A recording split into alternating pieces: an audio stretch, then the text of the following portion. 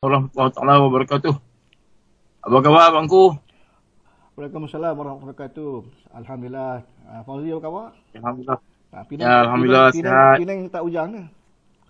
Penang semalam guru-guru sikit-sikit. Hujan sikit-sikit. Sini dah Shah Alam dah gelap Eh, dah. Pak. Oh, sekarang gelap lah. Gelap dah dia. Oh, hujan. Dia masuk asar dia gelap lah. Oh, bagus lah, sejuk sikit. Kami sini panas. Alhamdulillah. Panas. So, Engku, ya. jadi saya tertarik untuk nak tahu dialog Pak Engku waktu ni. Berdiskusi Pak Engku dengan Pak Edis. Ya. Pak Edis pada 5 April lah, Ahad. Ya. Yang lalu lah, Ya, 2020, 5 April, Ya. pada jam 10 pagi, 10 sehingga 12.50, tengah hari, Ya betul. Waktu Malaysia. waktu Malaysia. Waktu Malaysia. Jadi, boleh saya tahu apa yang Pak Engku bincangkan dengan Pak Edis?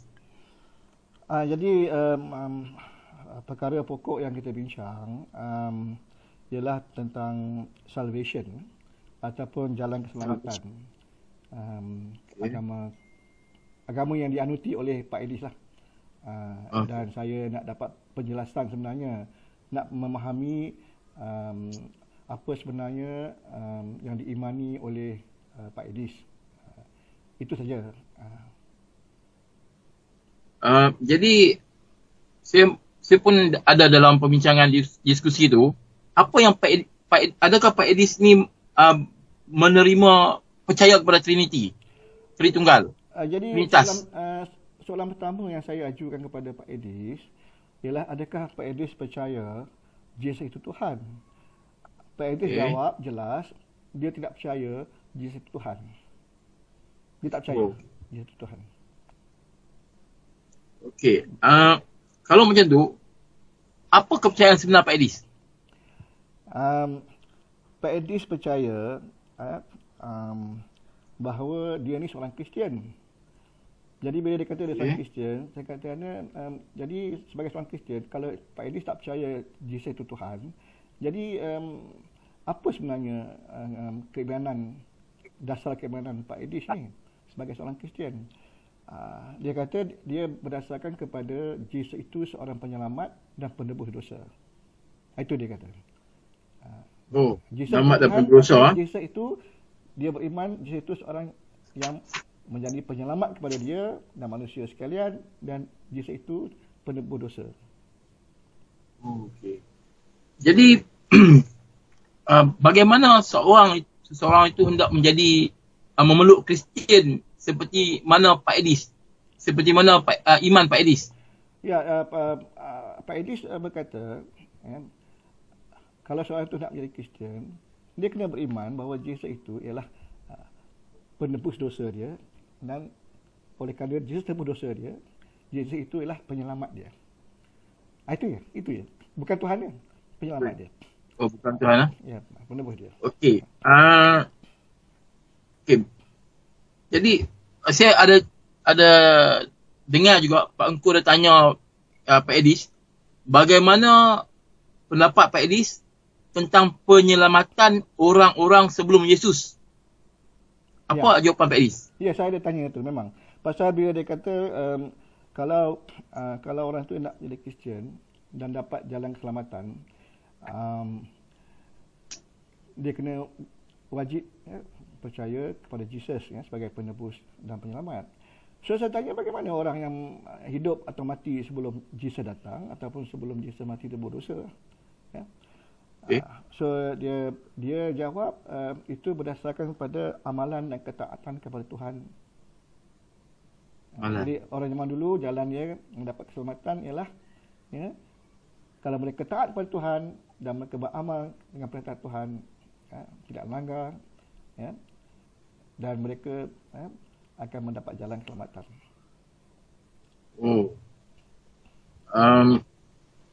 Maksud dia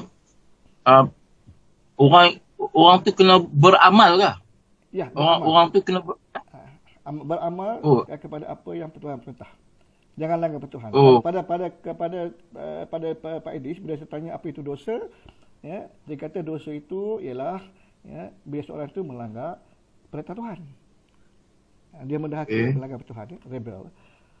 So orang yang tak mendahaka, yang taat kepada Tuhan dan mengamal apa yang Tuhan perintah, dia akan mendapat jalan keselamatan. Itulah cara dapat jalan keselamatan sebelum Yesus datang.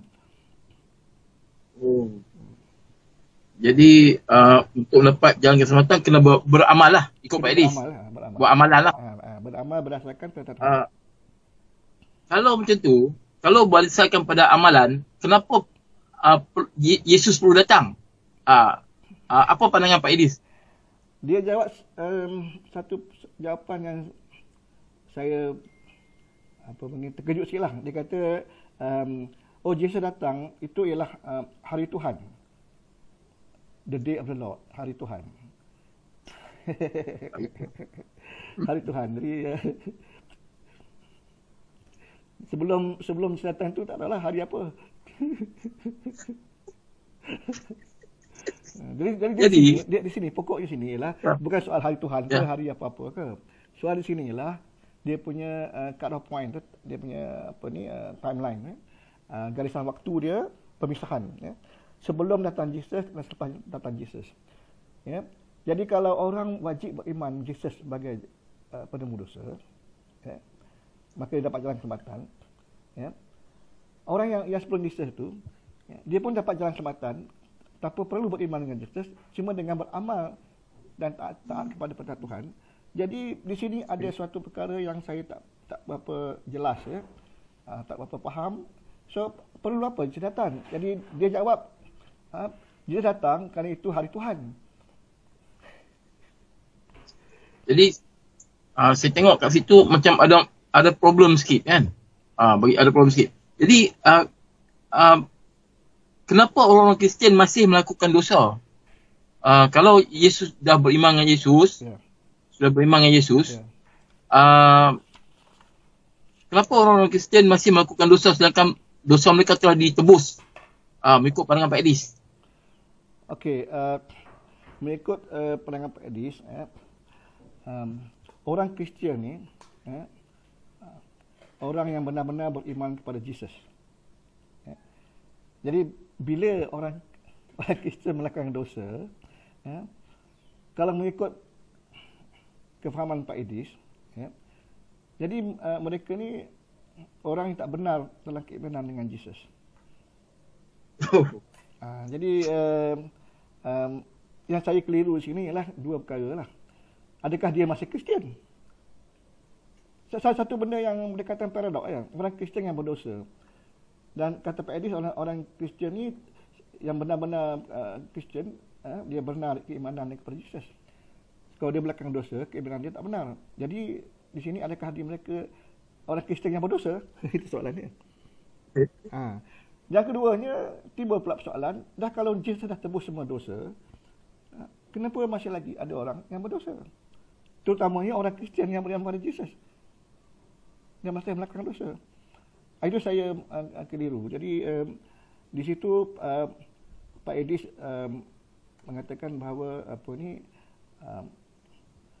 sebenarnya seolah saya ni macam tak berapa selesa, macam saya tak respect, tak menghormati kepercayaan orang lain.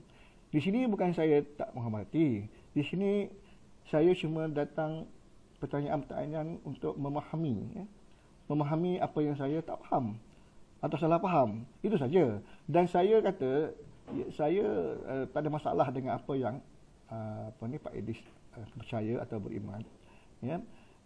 Saya respect, saya hormat dengan macam Pak Edis. Jadi kita cuma nak faham apa yang kita salah faham. Jadi bila kita memahami apa yang kita salah faham, jadi kita lebih memahami perhubungan kita lah. Di mana kita bukan salah faham. Kita pahaman kita ni begini A, pahaman dia B. Jadi kita tahulah. Dan kita boleh agree to disagree. Maknanya kita boleh terima, saya boleh terima apa benda ini untuk tak setuju. Saya boleh setuju untuk tak setuju. Jadi itulah tujuan saya. Bukan saya saya tak suka berdebat. Saya cuma nak bertanya, nak memahami saja. Bukan nak menghina ke apa-apa. Itu dia. Okey. Jadi saya ingat Terima kasih Pak Angku. Terima kasih. Kerana ataupun ada yang sebelum saya tutup ni Pak Angku ada nak buat cakap apa sikit ataupun macam mana? Ya, saya rasa Pak Edis tak jawab dengan yakin pada saya. Jadi saya masih lagi kurang faham lah. Ya, terutama bagaimana peranan Jesus ya sebagai penebus dosa. Ya, dengan jawapannya orang yang dahulu bukan orang hari Tuhan. Itu satu jawapan yang saya tak faham. Yang keduanya, kedudukan Jesus kalau dalam aliran perdana orang Kristian, Jesus itu ialah juga Tuhan dan anak Tuhan. Ya, dan oleh kerana itu dia tak ada dosa dan dia layak sebagai penebus dosa. So di sini kalau dia tak percaya Jesus Tuhan dan Jesus hanyalah penebus dosa, ya, dan artinya dia tak percaya Trinity, itu dari segi aliran perdana agama Kristian, ya, yang tak percaya langsung pada Trinity, mana-mananya Jesus bukan Tuhan. Jadi kalau Jesus bukan Tuhan, Jesus hanyalah orang biasa, manusia biasa. Adakah manusia biasa layak menjadi penebus dosa? Itu dia. So itu yang saya keliru tentang kefahaman Pak Edis yang saya nak dapat pencerahan daripada dia. Ya, bagaimana perbezaan kepercayaan dia dengan aliran perdana agama Kristian. Ya, begitu.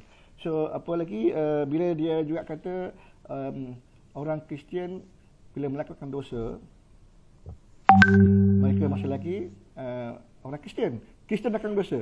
Dia kata orang Kristian ni ya, orang yang beriman dan sebenarnya beriman dengan Jesus.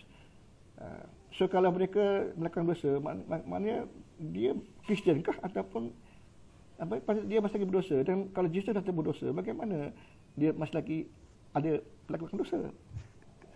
Dia cenderung buat dosa lagi, itu dia. Jadi perlu apa Jesus berdosa kalau orang Kristian yang beriman pada Jesus sebagai penyelamat dan pada berdosa masih lagi melakukan dosa? Sia-siakah Jesus datang menebus dosa? Itu yang saya keliru. Yang Pak Edis tak jawab, tapi dia seolah kata seolah saya cuba memperkecilkan disrespect of his kepercayaan dia lah. Macam kita tak hormat kepercayaan dia. Jadi itu bukan jawapan. Saya bukan tak hormat, saya keliru di sini. Saya ramai kawan Kristian yang aliran perdana dan yang mereka ajar saya agama Kristian jelas. Jadi sini saya tahu saya lupa nak tanya dia Pak Edis ni pastor ke ataupun Pak Edis ni aliran Protestan ke apa aliran Pak Edis ni apa aliran dia. Itu dia. Kalau Kristian apa dia punya church? Apa nama church dia? Saya tak tahu. Tak silap saya ingat tu, dia cakap dia sedang nak membina jemaat dia sendiri. Jemaat dia sendiri. Dia sendiri gereja dia sendiri. Jadi gereja sendiri. Jadi adakah Pak Edis ni saya tak tahu juga sama dia born Christian, lahir sebagai Kristian dalam keluarga Kristian ataupun dia memeluk agama Kristian sewaktu umur sekian. Dan kenapa, bagaimana dia mendapat ilham ke apa ke, ya, memeluk agama Kristian. Itu saya tak sempat tanya dia. Itu dia. Dan saya harap akan dapat berdiskusi lagi dengan Pak Edis kalau ada kesempatan. Dan saya seronok bersahabat dengan Pak Edis. Banyak saya nak belajar dengan Pak Edis. Begitulah. Okey. Terima kasih Bangku. Sama. Mudah-mudahan insya-Allah kita boleh bertemu lagi insya-Allah. Dan mudah-mudahan video ni bermanfaat untuk orang Islam di negara tetangga kita Indonesia. Da'i-da'i kat sana dan juga untuk orang Kristian yang sekitar Pak Edis untuk memahami akidah Pak Edis, apa teologi Pak Edis. Kan dia orang pun kena dia pun kena faham macam mana pandangan Pak Edis dalam teologi. Sama ni Pak Edis selalu tengok Quran kan, selalu cek Quran. Padahal orang tak faham dia punya teologi dia. Ini pokok dalam akidah seorang, iman seorang tu, pokok dia adalah teologi. Ini video ni sangat penting lah untuk orang Islam dan juga orang Kristian pun kena tengok video ni. Dia terah dan tunjang. Teologi dia terah dan tunjang. Akad rumbi dia. Jadi insya-Allah kita berjumpa lagi Pak Angku. Terima kasih banyak. Sama-sama. Assalamualaikum. Waalaikumsalam warahmatullahi wabarakatuh, dan jangan keluar rumah. Stay Zaman home. COVID ya. Terima kasih.